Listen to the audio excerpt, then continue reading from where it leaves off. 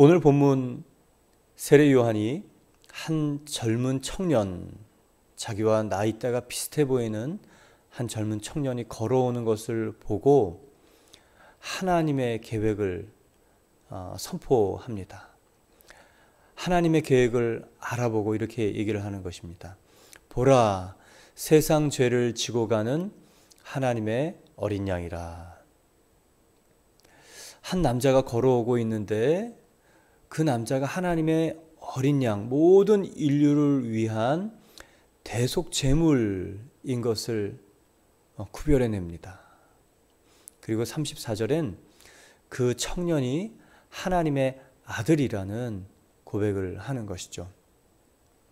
이런 고백과 선언, 이 선언뿐만 아니라 그 심령의 고백, 그것이 바로 거듭남이고 하나님의 자녀가 되는 놀라운 은총입니다. 우리는 언제 예수 그리스도가 하나님의 아들이시며 그리고 그분이 모든 인류의 죄뿐만 아니라 나의 죄를 사하시고 십자가에 어린 양으로 피 흘려 죽으신 것을 알게 됩니까? 성령이 내 심령 가운데 임해서 바로 그 내 죄와 대속주이신 예수 그리스도의 십자가의 은혜와 그리고 나에게 새 생명을 주신 그 부활의 사건 깨닫게 해주시는 일은 바로 성령의 기름 부음의 사건입니다. 우리는 그것을 거듭남이라고 얘기를 합니다. 오늘 세례 요한이 한 청년의 걸어옴을 보고 그의 존재, 하나님의 아들, 그리고 그의 사역, 어린 양 대속주, 그리고 모든 인류가 그것을 깨닫고 경배하기를 바라는 위대한 선언을 합니다. 먼저는 30절에 이렇게 얘기합니다. 내가 전에 말하기를 내 뒤에 오시는 사람이 있는데 나보다 앞선 것은 그가 나보다 먼저 계심이라 한 것이 이 사람을 임을 가리킴이라. 알고 있었습니다. 듣고 있었습니다. 그런데 막상 그 사람이 걸어오는 걸 보면서 이 사람이구나 하고 깨닫고 놀랐던 것이죠. 세례 요한과 예수님의 관계는 어떤 관계일까요? 31절을 보면 나도 그를 알지 못하였으나 내가 와서 물로 세례를 베푸는 것은 그를 이스라엘에 나타내려 함이라 하시니, 세례 요한과 예수님의 관계에 세례 요한은 나는 그를 알지 못한다라고, 그러나 이 알지 못한다는 것은 초면인가라는 그런 뜻이 아닙니다. 누가복음 1장에 보면 제사장 사가랴와 엘리사벳, 이 불임 여성, 그리고 나이가 들어서 자녀를 가질 수 없는 이 제사장 가문에 천사의 메시지가 있죠. 엘리야의 심령과 능력으로 오는 그 하나님의 사람이 태어날 것이다. 그리고 그 천사는 6개월 후에 마리아라는 이 소녀에게 찾아가서 거룩한 하나님의 그 아들이 잉태될 것이다. 그러니 마리아가 저는 남자를 알지 못하는 사람입니다. 그 얘기 후에 천사는 너의 친족 엘리사벳, 불임 여성, 그리고 나이가 많아서 아이를 가질 수 없는 사람이 하나님이 보내신 그 메신저를 잉태하고 있다. 벌써 6개월이 됐다. 그리고 대저 하나님의 말씀은 능치 못함이 없다라는 이 천사의 아주 귀한 말을 선포합니다. 그러나 그보다 더 귀한 것은 마리아의 믿음과 고백이죠. 주님 그 말씀대로 제게 응답하시고 응하실 줄 믿습니다. 말씀대로 이루어질 줄 믿습니다. 정혼한 여인에게 다른 아이가 생겼다는 것은 이 투석형 돌맞아 죽을 일임에도 불구하고 하나님이 쓰시겠다 하니 자신의 인생, 자신의 목숨, 자신의 태를 들여서 하나님의 아들을 출산하는 귀한 그런 인생이 되는 것이죠. 그리고 그 여인은 그 길로 유대 산골의 사가랴 집에 찾아갑니다. 그 엘리사벳을 보았을 때 엘리사벳 복중에 있던 그 세례 요한의 태에 그 6개월 된 그 아이가 발로 차고 또 움직이고 그런 누가복음 1장 44절에 보면 보라 내 문안하는 소리가 내 귀에 들릴 때에 아이가 내 복중에서 기쁨으로 뛰놀았도다. 세례 요한의 어머니 엘리사벳 배에서 이 아이의 이 기쁨, 태동, 마리아와 마리아가 잉태한 그 존재에 대한 그 만남 그리고 이 신비적 환영을 나타내는 것이죠. 얼마나 자주 왕래를 했는지는 기록이 없지만 가까운 관계였다는 것, 친족. 친족이라는 단어를 성경에 쓸 때는 다른 성경에 보면 사촌이라고 표현을 하고 있습니다. 그렇다면 유월절 또 초막절 절기마다 그 예루살렘 성전에 올라갈 때마다 만났을 수가 있겠죠. 또 어쩌면 왕래를 했을 수도 있습니다.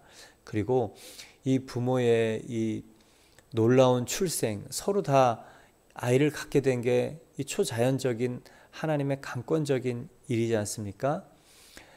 세례 요한이 태어나서 내가 너를 어떻게 갖게 되었는가 얘기했을 것이고, 그리고 사가랴는 그 아들 세례 요한에게 정말 하나님의 기대를 얘기했을 것이고, 그리고 어떻게 태어나고 왜 태어났을 뿐만 아니라 너와 함께 너 6개월 이후에 마리아와 그 요셉 가정에 태어난 그 하나님의 이 신적 출생에 대한 얘기들도 했을 법합니다. 그러나 세례 요한이 이미 구면이고 사촌지간이고 또 친척지간이지만 정말 그 존재가 하나님의 아들이며 정말 신이 인간의 몸으로 오신 그 바로 그 하나님이시라는 것에 그 신비적인 이 출생이 어떤 것인지 다 알 수는 없었을 것이라 생각이 됩니다. 물론 예수가 사촌인 것은 알고 있었죠. 그러나 이 기름 부음이 머물고 걸어오는 그 예수는 이전과 다른 예수라는 것을 발견하게 됩니다. 오늘 그를 알지 못하였으나 라고 얘기하는 이것은 예수 그리스도가 하나님의 아들이신 것, 이 기름 부음이 있어서 하나님의 아들이시며 모든 인류를 위해서 자신을 내어드리는 하나님의 어린 양이신 것은 몰랐다는 이 신적 본질과 메시아 사역에 대한 이 정체성을 오늘 너무 새롭게 깨닫고 세례 요한이 선포하는 것입니다. 32절 보면 이 세례 요한이 이렇게 증언합니다. 요한이 또 증언하여 이르되 내가 보매 성령이 비둘기같이 하늘로부터 내려와서 그 위에 머물더라. 어떻게 그 친척지간인 예수가 하나님의 아들이시며 그리고 이 대속주 하나님의 어린 양이신 것을 알아보았는가에 대한 키가 32절입니다. 내가 봄에 성령이 비둘기같이 하늘로부터 내려서 그 위에 머물더라. 이 성령의 임재하심 통해서 알게 된 것이죠. 그리고 33절에는 미리 하나님께서 성령이 누구 위에 머물든지 그가 바로 성령의 세례를 베풀 자인 것을 미리 하나님께서 세례 요한에게 알려주셨습니다. 오늘 먼저 볼 첫 번째 말씀은 세례 요한이 성령의 임재, 성령이 내려오시고 머무시고 임재하시고 일하심을 볼 수 있었다는 사실입니다. 세례 요한만 그렇게 성령의 역사를 볼 수 있었는가? 아니요. 성경을 보면 많은 사람들이 성령의 운행하심과 역사하심을 본 내용들이 많이 기록이 되어 있습니다. 사도행전 1장에 하나님께서 예수님께서 제자들에게 몇 날이 못되어 성령이 너희 위에 머물도록 기다리라. 누가복음 24장에는 이 하늘로부터 능력이 입혀질 때까지 기다리라. 그래서 제자들이 120명의 이 사람들이 함께 기도하고 성령 세례가 임합니다. 이 바람처럼 공간은 바람 소리가 났고 각 사람 머리 위에 불의 혀처럼 성령이 임재하는 것이 눈에 보였다고 기록하고 있습니다.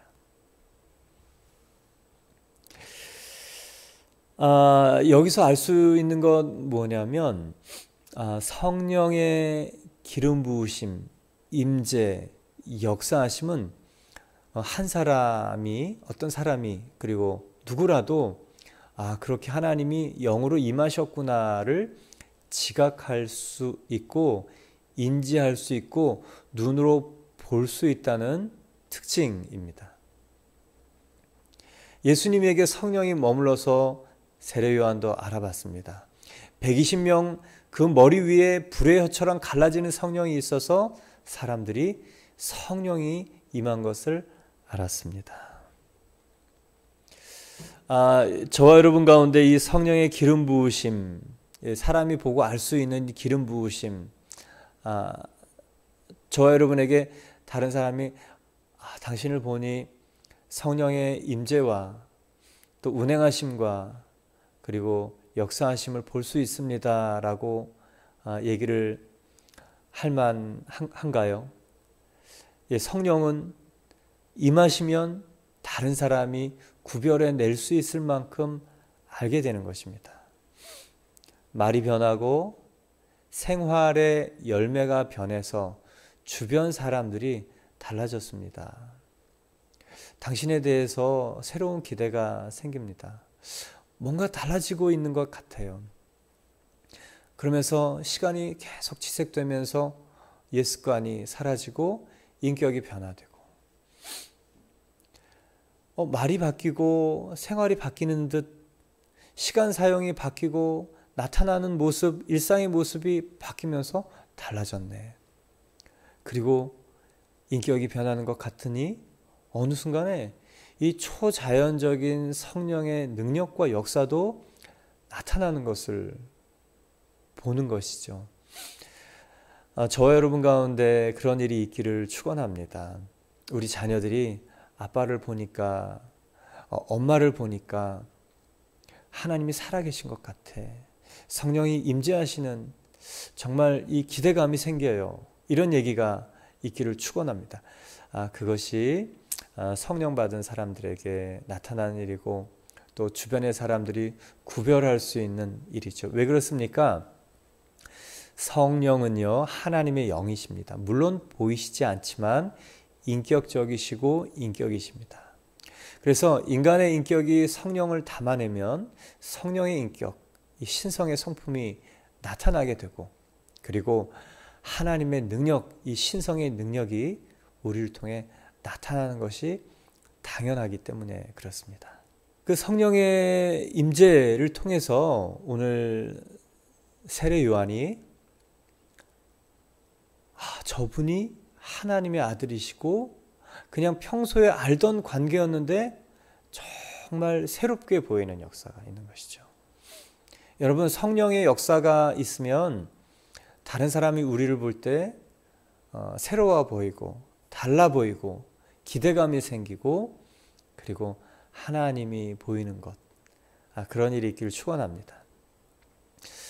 또 성령이 임하면 당연히 우리의 생활의 열매, 말 그리고 이 초자연적인 일들이 나타나게 됩니다. 제가 사역을 하면서 2005년도 이제 신학교 1학년 신학대학원을 다니면서 여름 캠프 때 그때 이제 청소년들 54명 있었습니다. 선생님들하고.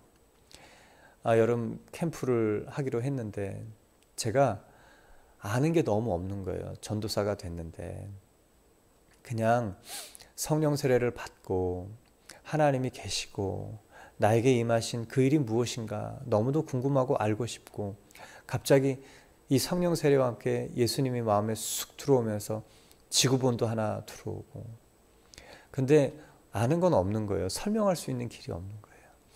근데 애들 캠프를 했는데 아이들이 이 중고생들 하나님을 만나면 좋겠다. 그래서 열심히 선생님들하고 계획하고 회의하고 그러고 다니다가 허리가 이제 뚝 그러면서 우리 첫째 아들 1살 때 이렇게 기역자로 딱 꺾였습니다. 그때 알았죠. 하나님 기도하라고 하시는구나. 그리고 2주 동안 움직이지도 못하면서 열심히 기도했습니다. 정말 할 수 있는 게 아무것도 없다는 걸 깨달았던 것 같아요. 주고 싶은데 줄 수 있는 게 아무것도 없었어요. 그래서 기도했고 성령이 캠프 가운데 2박 3일 캠프 가운데 아이들에게 임해서 아이들이 예수님을 만나고 거듭나는 일들이 있었죠. 또한 신학교를 졸업하고 전임 전도사가 됐습니다. 그래서 2008년도에 이 고등부 200여 명하고 이제 캠프를 하는데 3년이 지났지만 별반 다르지 않은 저의 이 영적인 실력. 그래서 그 청소년들, 서울의 그 청소년들 방황하고 갈 길을 헤매고 그러다 보니까 일탈을 하고 그 가정의 여러 가지 일들을 보면서 애통한 마음이 있었고 그래서 이 40일 작전 기도를 혼자 조용히 했습니다. 비가 오는 장마철 여름에 청계산에 저녁에 가서 2시간씩 부르짖어 기도하고 이 40일을 이렇게 기도하고 내려왔죠. 정말 그 아이들의 영혼에 제가 할 수 있는 일이 사실 아무것도 없었습니다. 그리고 설교를 써내려 갔죠. 그 캠프 때 했던 설교를 기억합니다. 죽을 썼습니다. 어떻게 이렇게 못할 수가 있을까? 설교를 하면서도 한 가지 설교를 했어요. 예수 그리스도께서 고린도후서 4장이요. 우리가 생명은 너에게 역사하고 사망 우리에게 역사하고 예수 그리스도의 이 생명이 우리 죽을 몸에 나타난다는 이 십자가 원리를 설명을 했습니다. 근데 설교를요, 애들이 그런 걸 알아들을까 하면서도 너무 낙심이 되는 뭐 예화도 없고 그냥 원리를 설명하는 설교. 그런데 그날 성령이 임하고 그리고 교회 큰 신문에 이제 나왔는데요. 220명의 아이들에서 90% 이상이 그날 성령 체험하고 방언을 받고 정말 그날 밤은요 아비규환이라는 단어가 딱 맞는 것 같아요. 오순절 마가의 다락방의 그런 아비규환 같은 애들 떼굴떼굴 구르고 울고 뭐 화장 번지고 침 애들 이 여자애들 아이샤도우 했는데 막 그 흘러내리지 침 질질 흘리지 콧물 흘리고 그렇게 회개를 하고 기도를 하고 그게 참 감사했습니다. 그리고 또 전임 목사가 되고 또 중국에 갔죠.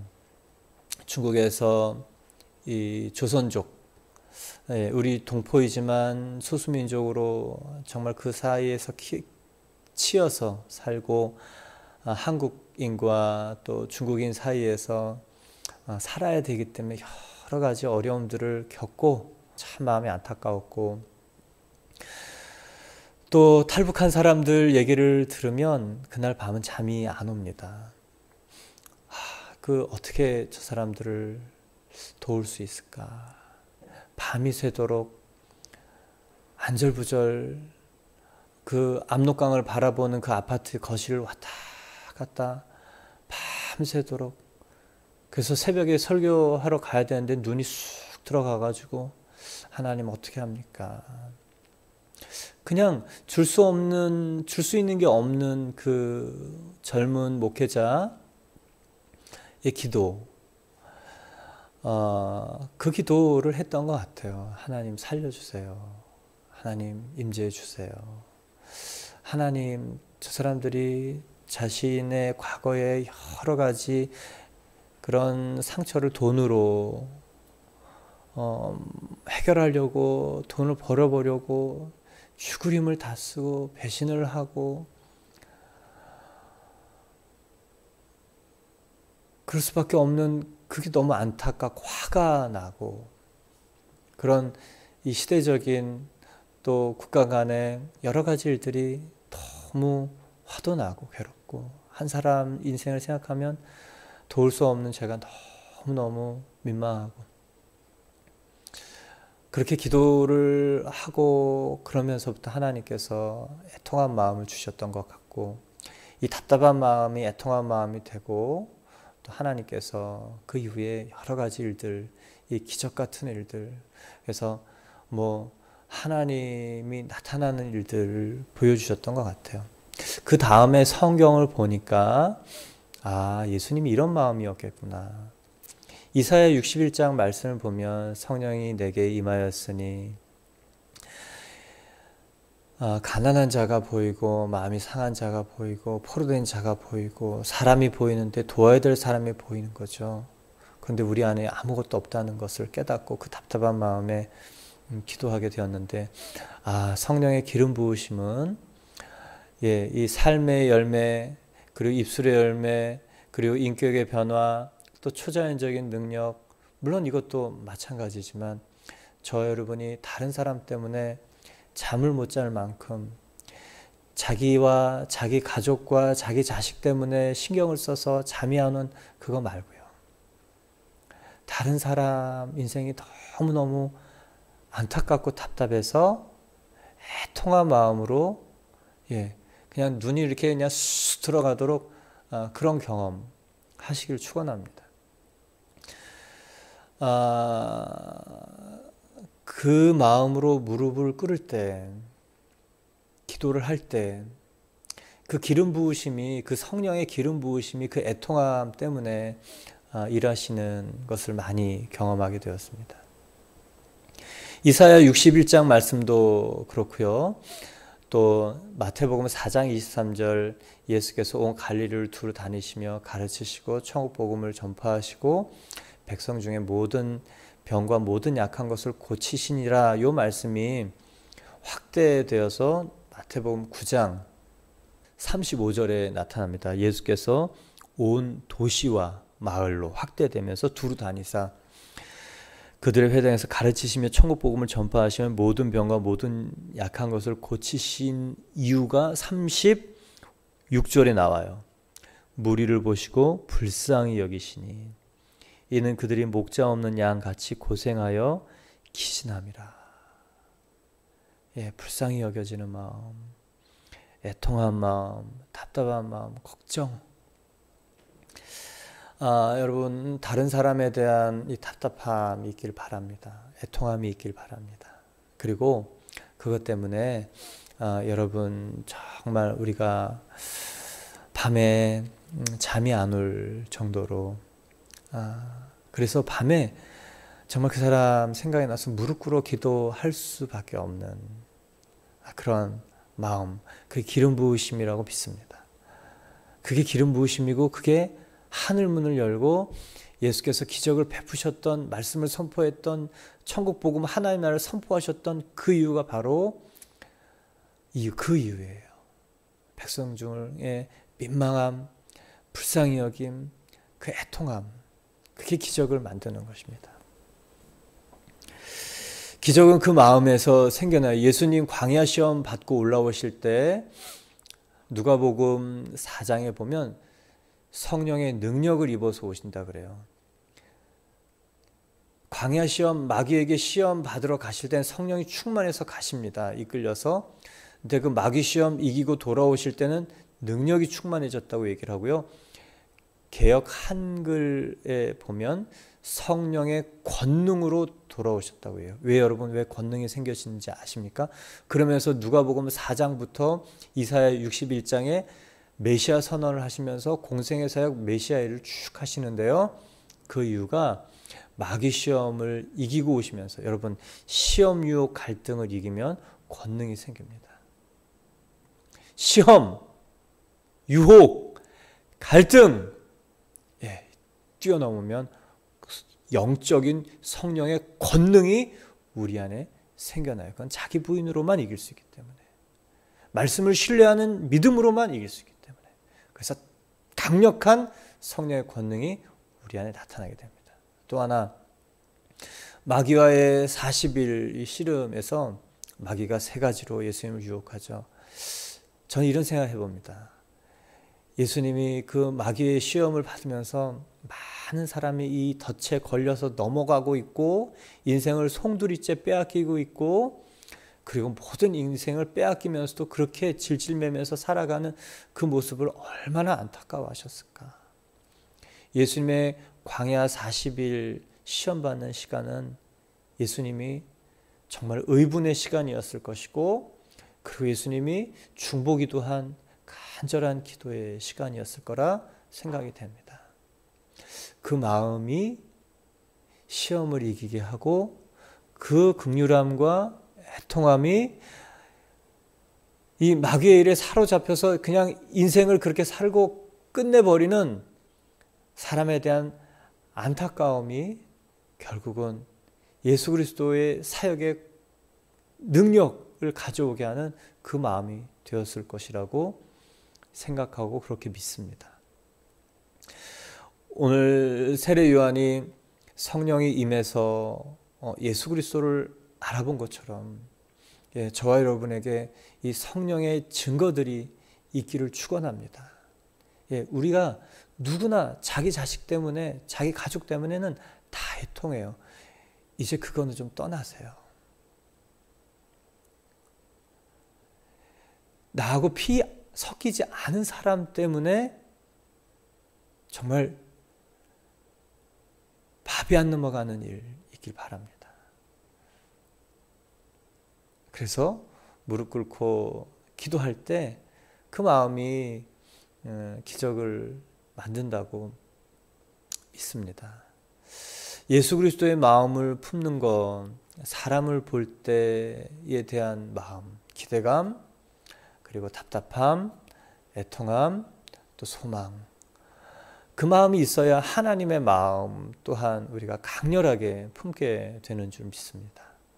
그래서 예수의 마음 오늘 저와 여러분 구할 때 우리를 통해 사람이 살아납니다. 우리가 좀 어떻게 되면 어떻습니까? 다른 사람이 살아나는데 내가 마음이 조금 힘들면 어떻습니까? 기도하면 다 사는데 그 마음 놓치지 않게 해달라고 하는 게 이제 저의 기도예요. 그렇게 이렇게 저의 인생, 저의 사역 이렇게 보면 다른 별거는 없었던 것 같아요. 그러나 그 마음 하나님 제가 놓치지 않고 가게 해주십시오. 이 사람을 보면서 우리의 문제는 뭐냐? 이 피상적인 거죠. 피상적인 애통함. 뛰어들지 않는 겉에서 바라보는 이 마음. 예수님 그러시지 않았습니다. 그래서 그 마음 때문에 이 기름 부음의 생명의 일들이 나타났습니다. 성령이 임해야 우리가 그 존재가 하나님의 아들이시며 나의 죄를 사해 주신 메시아이신 것이 깨달아져서 나의 주, 나의 하나님으로 영접합니다. 바로 성령의 사건이시죠. 그래서 예수님은 니고데모에게 물과 성령으로 거듭나지 아니하면 하나님 나라를 볼 수 없다. 성령이 임해야 예수님이 누구신지 깨달아지고 그분을 나의 주인으로 영접하게 되는 것입니다. 로마서 8장 9절에 보면 만일 너희 속에 하나님의 영이 거하시면 너희가 육신에 있지 아니하고 영에 있나니 누구든지 그리스도의 영이 없으면 그리스도의 사람이 아니라. 성령이 있어야 그리스도의 사람이 되는 것입니다. 또한 8장 14절을 보면 무릇 하나님의 영으로 인도받는 사람이 하나님의 아들들이라 라고 선언하고 있고, 또 로마서 8장 16절을 보면 성령이 친히 우리의 영과 더불어 우리가 하나님의 자녀인 것을 증언하신다고 하셨습니다. 성령이 임해야 우리는 거듭나고 하나님의 자녀가 되고, 왜 그렇습니까? 성령께서 예수 그리스도의 본질을 알게 해주시고 그분 앞에 우리가 무릎 꿇고 피조물이고 은혜 받은 피조물인 것을 깨닫게 해주기 때문에 그렇습니다. 그래서 오늘 세례 요한이 이렇게 얘기합니다. 32절 33절에 보면 요한이 또 증언하여 이르되 내가 보매 성령이 비둘기같이 하늘로부터 내려와서 그 위에 머물렀더라. 나도 그를 알지 못하였으나 나를 보내어 물로 세례를 베풀라 하신 그이가 나에게 말씀하시되 성령이 내려서 누구 위에든지 머무는 것을 보거든 곧 성령으로 세례를 베푸시는 이인 줄 알라 하셨기에, 이 성령이 임해야 예수 그리스도의 이 신적 본질 그리고 사역 메시아 그리고 나의 주인으로 영접하게 되는 것입니다. 그러기 위해서 세례 요한처럼 먼저 하나님의 말씀이 세례 요한에게 임했죠. 그래서 예수 그리스도께서 성령으로 임재하시고 하나님의 아들이시며 성령으로 세례를 베풀 존재인 것을 하나님께 미리 들어서 알았던 것입니다. 여러분, 성령이 임해야 하나님의 사람이 되고 하나님의 자녀가 됩니다. 그리고 예수를 주로 영접하게 되는 것이죠. 그러기 위해서 먼저 해야 될 일은 우리가 이 세례 요한처럼 말씀이 있어야 됩니다. 세례 요한이 하나님께 말씀을 들었던 것처럼 저와 여러분이 이 말씀을 가지고 그리고 사람들에게 말씀을 심고 가르칠 때 그리고 기도하는 어느 날 이 사람이 성령이 이 안에서 내가 너의 주인이다 라고 강력하게 이 성령 하나님께서 말씀하시는 것입니다. 오늘 세례 요한의 세례 물세례와 예수님의 세례 불세례, 이 성령의 세례는 좀 다릅니다. 물세례는 결단이에요. 자기의 의지로 예수 그리스도를 영접하는 것입니다. 마음에 모셔드리는 것입니다. 구원자의 주인으로 모셔드립니다. 성경의 말씀을 믿고 모셔드리는 거죠. 회개의 세례예요. 자기 여태껏 주인 되어서 자기가 하나님이고 예수 그리스도를 멀리하고 또 하나님이신 것을 거부하고 살았던 것을 회개하는 세례가 바로 물세례입니다. 그렇게 예수 그리스도를 구원자의 주인으로 영접한 어느 날, 말씀을 이 안에 품고 있는 어느 날 주인으로 영접하신 그분이 우리 안에 성령으로 깨닫게 해주셔서 내가 너의 하나님이다. 내가 너를 위해서 십자가에서 죽고 부활한 새 생명을 준 너의 바로 하나님이며 주이다 라는 그것을 우리에게 자각적으로 알 수 있게 하시는 것입니다. 그러기 위해서 우리 계속 말씀을 심는 거예요. 세례 요한도 말씀을 들었습니다. 우리가 말씀을 심을 때 성령으로 예수가 나의 주 나의 하나님이심을 고백하는 사람들이 생겨날 줄 믿습니다. 여러분, 이것 위해서 우리가 사역하는 겁니다. 이것 위해서 일하는 것입니다. 이것 위해서 이 땅에서 하나님께서 우리에게 기회와 생명과 인생을 주시는 것입니다. 하나님을 만난 자, 성령으로 하나님을 만난 자, 성령으로 예수 그리스도를 주인 삼은 자, 이제 성령으로 예수 그리스도를 주인 삼게 하시기 위해서 말씀을 심는 자. 사랑하는 성도 여러분, 낙심하지 말고 말씀을 심으십시오. 말씀을 심으십시다. 그리고 말씀에 순종하는 이 성령의 은혜가 있기를 바랍니다.